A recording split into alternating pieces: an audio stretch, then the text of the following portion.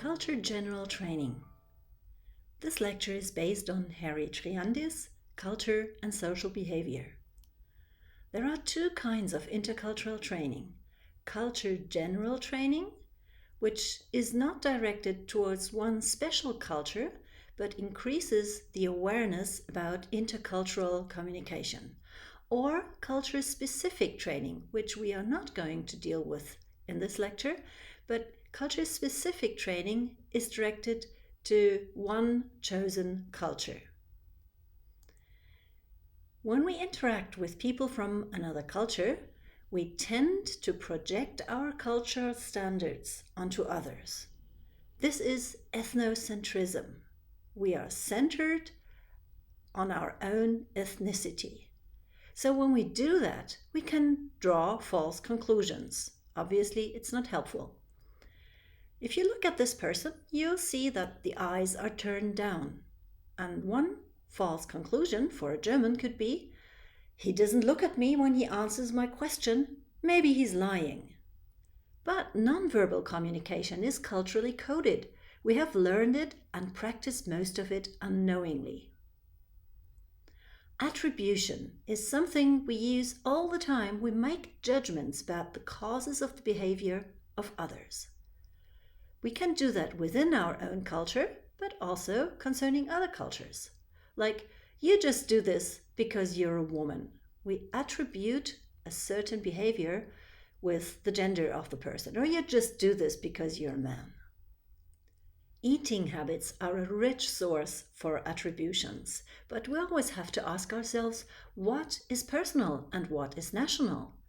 Do I, as a German, like to eat potatoes because my mother made them so often when I was little?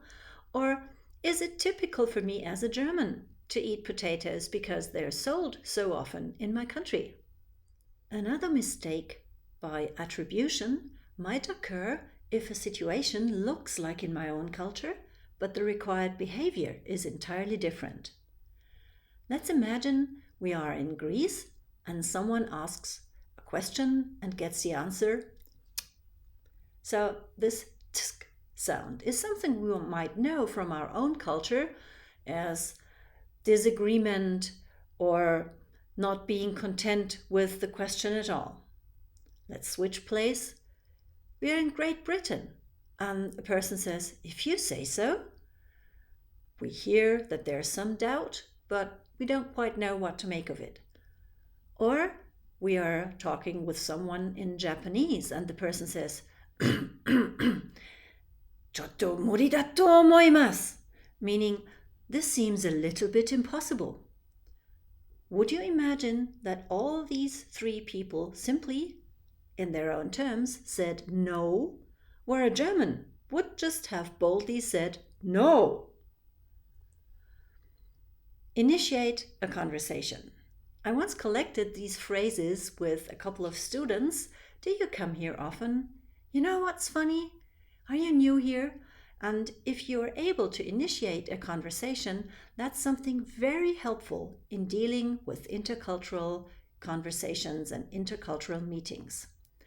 If you converse in English, I strongly recommend you this book, Small Talk for Big Business. You'll find a lot of examples for business and also private conversation in it.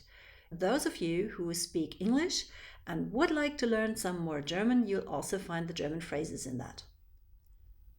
Another suggestion by Harry Triandis is to find enjoyable activities in the host culture. And for all the students who are staying in Nürtingen, I have prepared some suggestions. For instance, the castle of Liechtenstein. If you go south from Nürtingen towards Metzingen and towards Reutlingen, you'll find Liechtenstein. Looks fantastic if the fog is coming up at this time of the year. Talking about fog, another beautiful place to go to is the so-called fog cave, a long cave, Nebelhöhle, that is illuminated with colorful lights. It's not far from Liechtenstein, so you might as well combine the two outings. Suspend judgment is another good advice by Harry Triandis. Suspend judgment, live with ambiguity and categorize broadly. You might encounter this sign you see on the right-hand side, Kehrwoche and Hausordnung. The Germans, especially the Swabians, will know it. All inhabitants of the house take weekly turns for a well-defined to-do list of cleaning activities. This duty can be part of the lease contract, the so-called Hausordnung. So when someone tells you to do the Kehrwoche, this is what they mean. Especially funny is the fourth paragraph in this old sign, the cleaning of the trash bins after every emptying of the trash service. So you will, at some Saturdays, see Germans who are meticulously cleaning their trash bins because it's part of the Kehrwoche. So when people are confronted with differences between their home culture and another culture, they will react. And Triandis describes 4 possibilities. They might simply ignore the difference. Or they bolster their opinion and say, obviously I am correct.